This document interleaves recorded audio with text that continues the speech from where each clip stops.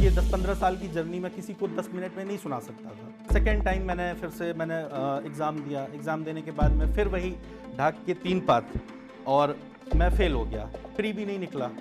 Third time दिया, fourth time जब मैंने दिया तो मैं पास नहीं कर पाया। मुझे लगता है कि शायद फेलियर्स की अगर कोई सबसे बड़ी मूर्ति बने तो वो मेरी होगी। जिनको पता था मेरे फेलियर्स के बारे में बचपन से, वो मेरा मजाक उड़ाते थे। इनके जैसे पता नहीं कितने गए और कितने वापस आ गए, और जिसका होना होता है उसका तो अब तक हो जाता है। वो जो मोमेंट था ना मेरे लिए, उस मोमेंट को मुझे पहली बार ऐसा रियलाइज़ हुआ ना कि मेरे जो फादर थे, हर जगह उनको मेरी वजह से इंसल्ट उठानी पड़ती थी। फिर मुझे लगा कि नहीं, अब सब कुछ बदलेगा और अब वो समय आएगा ना।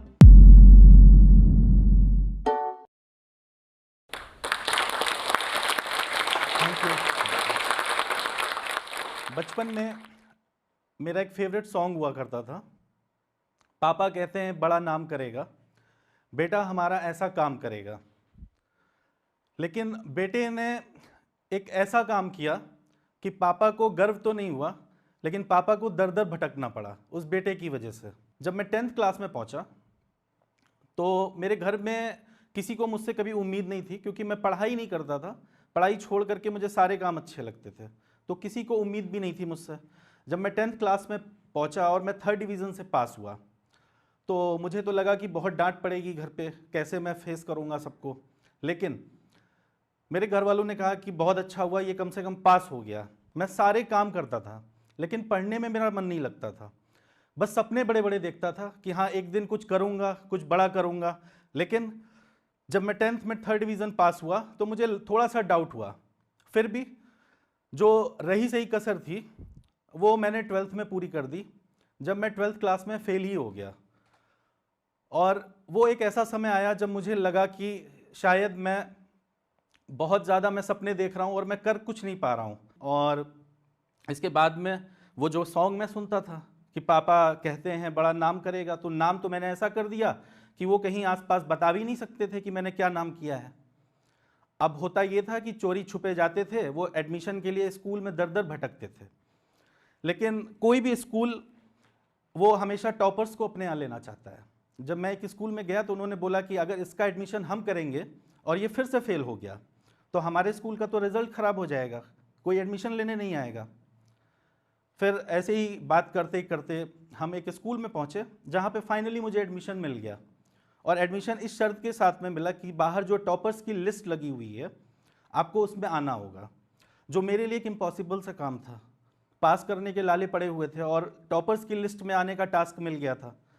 तो फिर उसके बाद में मैंने बोला ठीक है, मैं कोशिश करूँगा, और मैंने एडमिशन लिया, पढ़ाई किया और उसके बाद में मैं पास हो गया। 2nd डिवीज़न 54% मेरे मार्क्स आए और मैं पास हो गया। तो मुझे लगा कि एक पीछा छूटा मेरा पढ़ाई से, आज मैंने 12th क्लास पास कर लिया है। उसके बाद मैं पापा के पास गया, मैंने कहा पापा अब तो मैं 12th पास कर चुका हूँ और अब मैं आगे नहीं पढ़ना चाहता हूँ, और मुझे ना कोई बिज़नेस करवा दो, कोई शॉप खुलवा दो, और पढ़ाई लिखाई में मेरा मन नहीं लगता बिल्कुल भी। आपके पैसे बर्बाद होंगे, मेरा टाइम बर्बाद होगा, फ़ायदा क्या होगा। तो उन्होंने बोला कि ठीक है, मैं तुम्हारे ऊपर प्रेशर नहीं करूँगा, अगर तुम बिज़नेस करना चाहते हो तो तुम कर लेना, बट एटलीस्ट ग्रेजुएशन पास कर लो। ग्रेजुएशन के बाद में तुम जो बोलोगे मैं वो करवा दूंगा। ग्रेजुएशन मैंने किसी तरीके से कर लिया और ग्रेजुएशन किया। ग्रेजुएशन के बाद में फिर मेरे जो भी साथ के फ्रेंड्स थे तो वो सब भी एमबीए करने के लिए जा रहे थे। तो मेरा तो कोई टारगेट ही नहीं था, बस केवल हाँ रात में एक बार सोने से पहले सोच लेता था कि एक दिन मैं सिविल सर्वेंट बनूंगा, और उसके बाद सो जाता था। फिर अगले दिन वही कॉलेज में कब जाना है, कौन सी कलर की शर्ट पहन के जाना है, गाड़ी कौन से कैसे किसके साथ जाना है, तो मेरा तो ध्यान इन सब चीज़ों पे रहता था। उसके बाद में कॉलेज ख़त्म हुआ और मेरे दोस्त जब वो एमबीए करने जा रहे थे तो मुझे लगा कि मैं भी एमबीए कर लेता हूँ, क्योंकि एमबीए का उस समय एक ऐसा लग रहा था कि मुझे नहीं पता मैं क्यों करना चाहता हूँ, क्या है, बस एक ट्रेंड सा चल रहा था। और वो ट्रेंड भी एकदम से आकर के नीचे गिरा जब 2009 का ग्लोबल डिप्रेशन आया, जब एक एमबीए तो छोड़िए, जो जॉब कर रहे थे उनकी भी जॉब जाने लगी एमएनसी से। उस टाइम पे मेरा एमबीए पूरा हुआ। फिर उसके बाद में उसी टाइम पे यूपी का एक सब इंस्पेक्टर का फॉर्म आया। तो सब इंस्पेक्टर का और पुलिस का जो भी जॉब है वो मुझे बहुत अच्छा लगता था। तो मुझे लगा ये मेरे टाइप की जॉब है, मैं घूमने फिरने वाला लड़का, कहाँ मैं एक ऑफिस में बैठ के काम करूँगा। तो मुझे लगा मैं इसको भरता हूँ। मैंने फॉर्म भरा और वो एग्ज़ाम मेरा रिटन क्लियर हो गया। रिटन क्लियर होने के बाद में फिज़िकल की बारी आई, वो मुझसे नहीं हो पाया। इसी बीच में एक दिन क्या हुआ कि मैं घर गया हुआ था और घर में पापा के साथ में एक अंकल हैं, वो रिटायर्ड कर्नल हैं आर्मी में। तो मैं उनके घर गया, पापा मुझे अपने साथ ले गए उनसे मिलवाने के लिए। तो एक कैजुअल मीट थी। तो जैसे आमतौर पे हमारे यहाँ होता है कि अंकल ने पूछा कि मैं क्या कर रहा हूँ आजकल, क्या चल रहा है। तो जब मैंने बताया कि मैं सिविल सर्विसेज की प्रिपरेशन स्टार्ट करने के लिए मैं सोच रहा हूँ, मैं मनी बना रहा था, तो उन्होंने एक ऐसी मुस्कान वहाँ पर दी पापा को देखते हुए और फिर मुझे देखते हुए। जब उन्होंने मेरा एकेडमिक जाना और कब मैंने क्या किया, तो उन्होंने बोला कि मेरे पापा से बोला कि आपको लगता है कि ये लड़का सिविल सर्विसेज में जा पाएगा। तो मेरे पापा कुछ बोल नहीं पा रहे थे और मैं सब कुछ देख रहा था। उसके बाद में उन्होंने मुझसे कहा कि एज क्या है तुम्हारी। तो मैंने बोला सर 27। बोले ये इस एज में तो हम लोग जो है आर्मी में क्या से कहाँ पहुंच जाते हैं, और आप अभी तक आप कहाँ सो रहे थे, क्या कर रहे थे। तो मैं कुछ नहीं बोला। तो उन्होंने कहा ठीक है, आपकी मर्जी है, आप जाओ तैयारी करो, और जब लगे कि अब कुछ नहीं हो पा रहा है तब मेरे पास आना, मैं कहीं पर आपको कोई जॉब दिलवा दूंगा। तो वो जो मोमेंट था ना मेरे लिए, उस मोमेंट को मुझे पहली बार ऐसा रियलाइज़ हुआ ना कि मेरे जो फादर थे, हर जगह उनको मेरी वजह से इंसल्ट उठानी पड़ती थी। और गाना तो वही था, पापा कहते हैं बड़ा नाम करेगा, और हर स्टेप पे मैं नाम कर रहा था उनका। फिर उसके बाद मैंने कहीं भी जाना छोड़ दिया। उस दिन मुझे बहुत ख़राब लगा, क्योंकि पर्सनली मेरे सामने बैठ कर के किसी ने मुझसे और मेरे पापा से ऐसे बात की। फिर मुझे लगा कि नहीं, अब सब कुछ बदलेगा और अब वो समय आएगा ना कि मैं कुछ करूँगा, पढ़ाई करूँगा, और अब देखता हूँ क्यों नहीं होती है पढ़ाई मुझसे। फिर मैं इमोशंस में आया, सोचा, बहुत कुछ सोचा, और मैं पूरी तरीके से मैं आ गया यूपीएससी की प्रिपरेशन करने के लिए। लेकिन ये रास्ता इतना आसान होने वाला नहीं था, क्योंकि बेस में तो कुछ मैंने किया ही नहीं था, और इमोशन से भी ज़िंदगी जो है वो ज़्यादा देर नहीं चलती है। जो हवा में जो सपने देखे जाते हैं वो टूट जाते हैं। तो मेरा भी जो सपना था ये एक रेत के महल जैसा था जो बहुत जल्दी गिरने वाला था। जब मैंने यूपीएससी का एग्ज़ाम दिया तो पहली बार तो मुझे कुछ समझ में ही नहीं आया, और मैं बस एग्ज़ाम देकर और चला आया। फिर मैंने सोचा कि क्या वाकई में मैं कर पाऊँगा इसे, और मैं सोचता रहा। फिर मैं प्रिपरेशन किया। सेकेंड टाइम मैंने एग्ज़ाम दिया। एग्ज़ाम देने के बाद में फिर वही ढाक के 3 पात, और मैं फ़ेल हो गया, प्री भी नहीं निकला। थर्ड टाइम दिया, फोर्थ टाइम जब मैंने दिया तो फिर भी मैं पास नहीं कर पाया, और मुझे मजबूर होना पड़ा फिर से अपने डिसीज़न को रिकंसीडर करने के लिए कि क्या मैं सही कर रहा हूँ, क्या जोश में आकर के दुनिया में कुछ इस तरीके के डिसीज़न लिए जाते हैं। मुझे नहीं पता था मैं क्या कर रहा हूँ। फिर उसी समय यूपी पीसीएस 2015 का फॉर्म आया हुआ था। तो जब मैंने यूपी पीसीएस का फर्स्ट टाइम जब एग्ज़ाम दिया और रिज़ल्ट आया तो फिर से मैं फ़ेल हो गया। अब मुझे लगा कि इतना आसान नहीं होता है चीज़ों को पाना। बातें करना, गाने सुनना और सोच लेना और इमोशंस में आकर के, जोश में आकर के कोई डिसीज़न ले लेना, ऐसा नहीं होता है। उसके बाद फिर अब मैं गया अपने पापा के पास में। फिर से एक बार मुझे लगा कि मुझे उनसे बात करनी चाहिए, और मैंने उनसे बोला कि ऐसा हो रहा है मेरे साथ में, मैं क्या करूं। उनको पता होता था कि मेरे रिज़ल्ट नहीं हो रहे हैं। मेरे पापा में ये बहुत अच्छी बात थी कि मेरा कोई भी रिज़ल्ट जब मैं फ़ेल होता था उनको सब पता होता था, लेकिन कभी भी वो मुझसे पूछने नहीं आते थे कि बेटा आपका रिज़ल्ट कैसा हुआ, क्योंकि उनको पता था कि नहीं हुआ है, और अगर वो पूछेंगे तो मैं प्रेशर में आ करके मैं कुछ गलत ना सोचूं, मैं कोई गलत स्टेप ना ले लूं। तो लेकिन उनकी जो ये खामोशी थी ना, मैं सोचता था कि जब सबके रिज़ल्ट्स आते हैं तो सारे बच्चों को डर लगता है कि अपने घर पे कैसे हम बताएंगे, उनके घर वालों को क्या जवाब देंगे। लेकिन मेरे घर से कोई फ़ोन ही नहीं आता था, क्योंकि 2 कारण हो सकते हैं, या तो मैं फेलियर था तो उनको कोई उम्मीद ही नहीं थी मुझसे, और या वो ये सोचते थे कि नहीं, अगर हम बार बार पूछेंगे तो इसके ऊपर प्रेशर पड़ेगा। मैंने इसी चीज़ को सोचा, मैं पॉजिटिव रहते हुए मैंने सोचा कि शायद वो इसीलिए नहीं पूछते हैं मुझसे कि मैं मेरे ऊपर कोई प्रेशर ना पड़े। लेकिन मैं जो उनकी ये जो खामोशी थी मैं इसको पढ़ता था। इस खामोशी को मैं सोचता था कि इसके पीछे बहुत से सवाल छुपे हुए हैं, और इसके लिए जो है मुझे अभी भी जो है जो मेरा डिसीज़न है तैयारी करने का, इसको मैं नहीं छोड़ूंगा। लेकिन जब इतने फेलियर्स मैंने लगातार देखे, तो जो लोग मुझे पहले से जानते थे, जिनको पता था मेरे फेलियर्स के बारे में बचपन से, वो मेरा मजाक उड़ाते थे।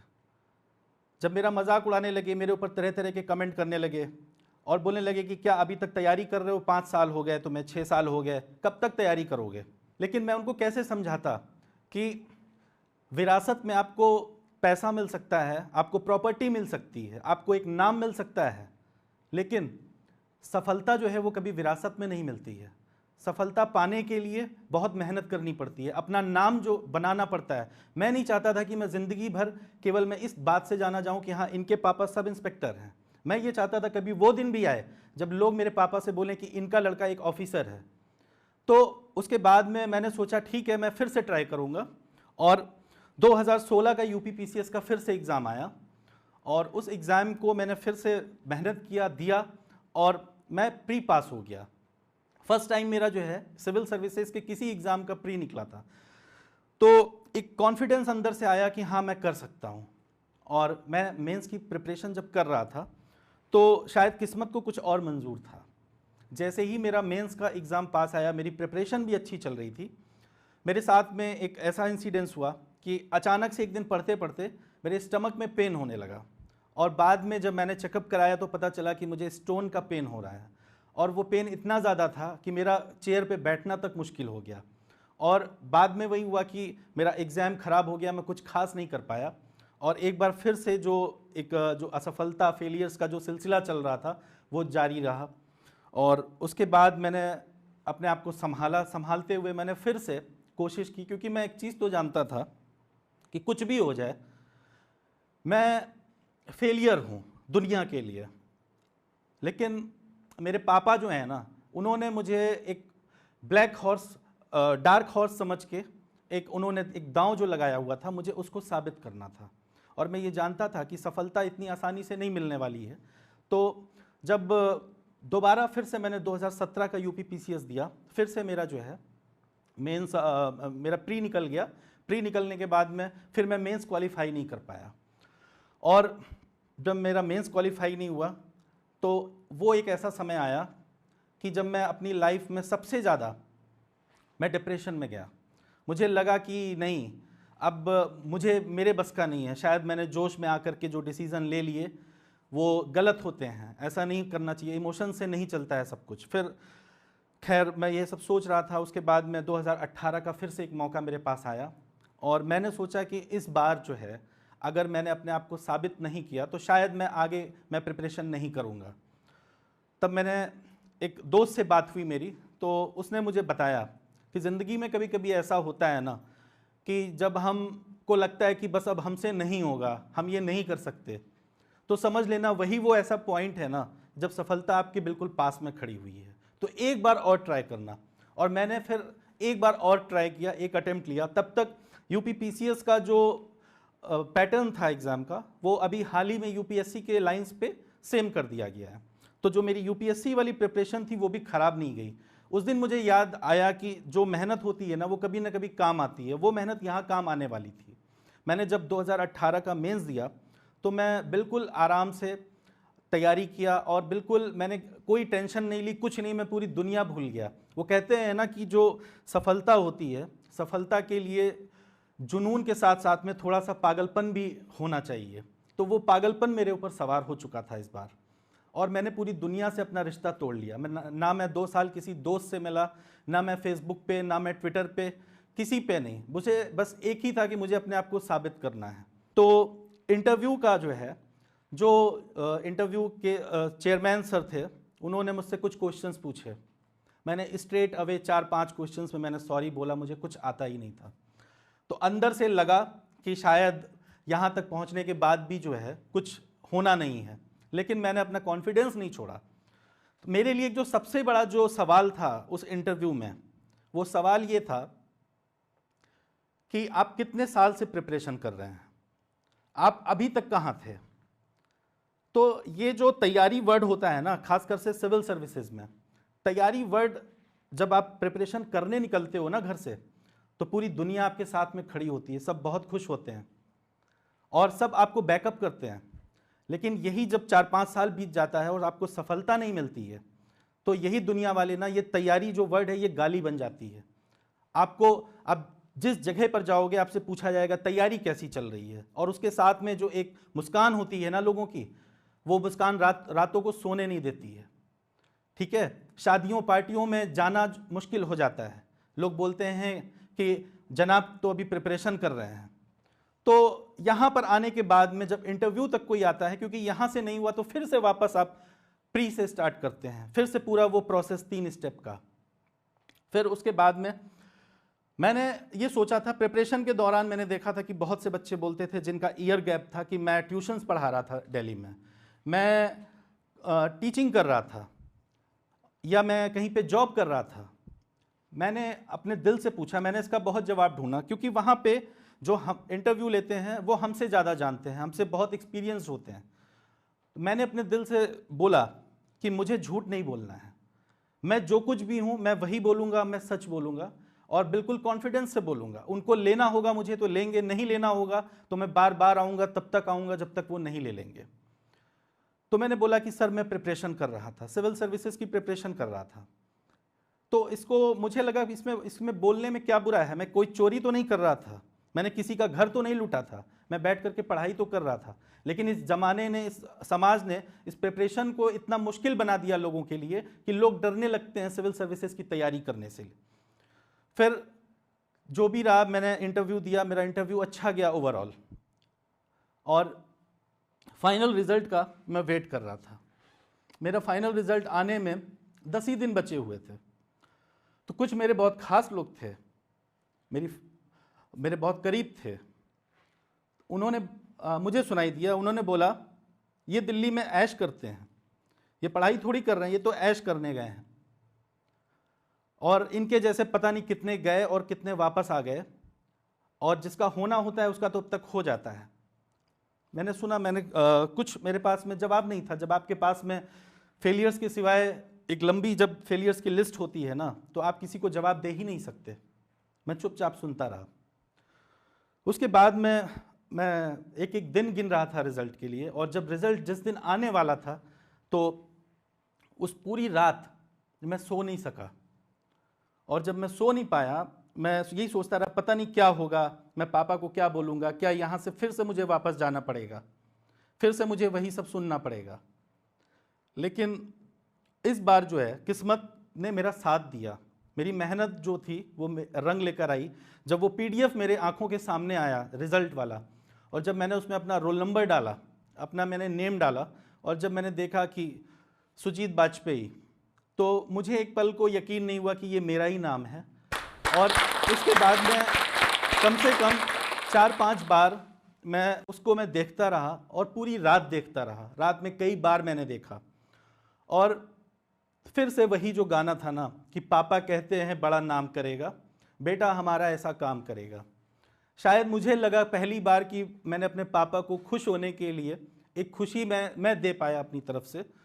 और वो जो स्कूल था ना, जिसने बोला था कि मेरी रेप्यूटेशन ख़राब होगी मेरे वहाँ पढ़ने से, उन्होंने अभी मुझे इनविटेशन दिया हुआ है कि स्कूल आ करके आप हमारे बच्चों को कुछ मोटिवेशन दीजिए। सबको लगता था, कुछ लोग उसमें ऐसे थे जिनको लगता था कि शायद मैं बहुत मेरिटोरियस लड़का था, मैं गोल्ड मेडलिस्ट था, मैं पढ़ने में बहुत टॉपर था, बहुत अच्छा था। वो आ करके मुझसे पूछते थे कि आपने ये एग्ज़ाम कैसे निकाल लिया, आपने तो बहुत अच्छे रहे होंगे पढ़ने में। तो मैं शायद ये 10-15 साल की जर्नी में किसी को 10 मिनट में नहीं सुना सकता था, तो मैं बस मुस्कुरा देता था। अब मुझे लगता था ना कि शायद अब मेरे नसीब में वो मुस्कुराहट आई है। वो जो कर्नल अंकल थे ना, मुझे लगा कि अब मुझे उनके पास जाने की ज़रूरत नहीं है। ठीक है, तो आज मेरी ये जो सफलता है, यहाँ तक पहुँचने के लिए दोस्तों मेरी जो जर्नी रही है, इसमें मैंने बहुत सारे फेलियर्स देखे हैं। मुझे लगता है कि शायद फेलियर्स की अगर कोई सबसे बड़ी मूर्ति बने तो वो मेरी होगी। लेकिन एक चीज़ आपको बताता हूँ, इस दुनिया में कुछ भी जो है वो इम्पॉसिबल नहीं है। इतने फेलियर्स देखने के बाद में भी जब मैं कभी कभी डिप्रेशन में होता था, किसी से बात करने का मन नहीं होता था, तो ऐसे समय में 2 लाइंस थी जो मुझे बहुत इंस्पायर करती थी और मुझे आगे बढ़ने के लिए फिर से खड़ा कर देती थी कि आँख भला तेरी गम से क्यों नम होती है, पल में हवाएं पूरब से पश्चिम होती हैं। तो आप बस इतना समझ लीजिए कि आज आपका जो भी स्ट्रगल है, आज आप जो कुछ भी कर रहे हो, ये एक पल ऐसा आएगा कि आपको लग रहा होगा ये समय कट नहीं रहा है तैयारी का, इतने सारे स्ट्रगल्स हैं, लेकिन वो एक जो पीडीएफ होता है ना, जिस दिन उसमें नाम आ जाता है, एक पल में ये दुनिया ही बदल जाती है। सारा कुछ, आपकी सारी बुराइयां जो हैं वो अच्छाइयों में बदल जाती हैं। और ये इम्पॉसिबल कुछ भी नहीं है। ये मैंने कहा ना, ये जो जोश टॉक का जो मंच है, इसी पे मैंने एक स्टोरी देखी थी अरुणिमा सिन्हा मैम की। उनसे मुझे जो मोटिवेशन मिला कि एक पैर के होते हुए उन्होंने माउंट एवरेस्ट फतेह किया था। तो मैं जानता हूँ कि इम्पॉसिबल कुछ भी नहीं है, और आप भी बिलीव करिए इस चीज़ को। जिस दिन आप किसी चीज़ के लिए पूरे जुनून के साथ लग जाएंगे तो कुछ भी जो है नहीं ऐसा बचेगा जो आप नहीं कर सकते। कोई भी दुनिया का सपना ऐसा नहीं है जो आपके हौसलों से बढ़कर हो। इस वीडियो के बारे में अपनी राय नीचे कमेंट सेक्शन में हमें बताएं और अपने दोस्तों के साथ ये वीडियो शेयर करना ना भूलें।